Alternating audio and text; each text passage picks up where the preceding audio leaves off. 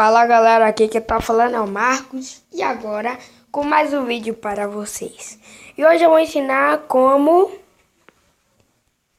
mudar os sons de notificação do WhatsApp.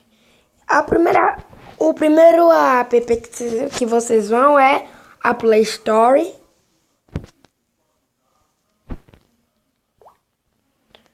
Vão pesquisar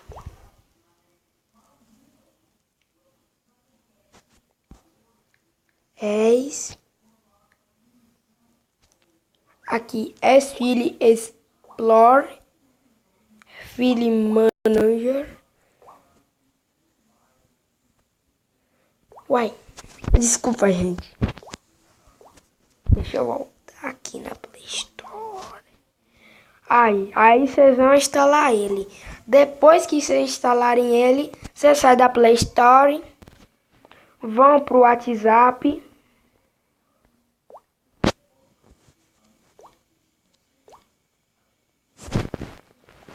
Vendo esses três pontinhos aqui de cima, aperta em configurações, notificações, som de notificação. Vocês vão ou armazenamento de mídia ou no Explore. Vocês vão no Explore, pesquisam, vou botar ficar tranquilo. Aí vou esperar alguém para mandar uma mensagem.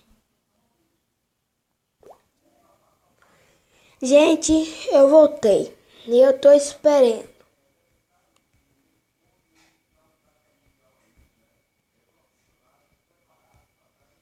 Não vai demorar muito não, gente. É pouquinho só pra vocês verem que funcionou. Eu vou sair só pra vocês verem que funcionou.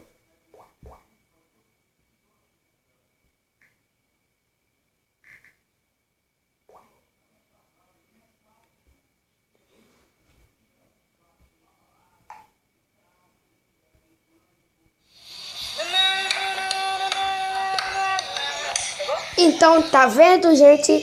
Funcionou. Falou e tchau.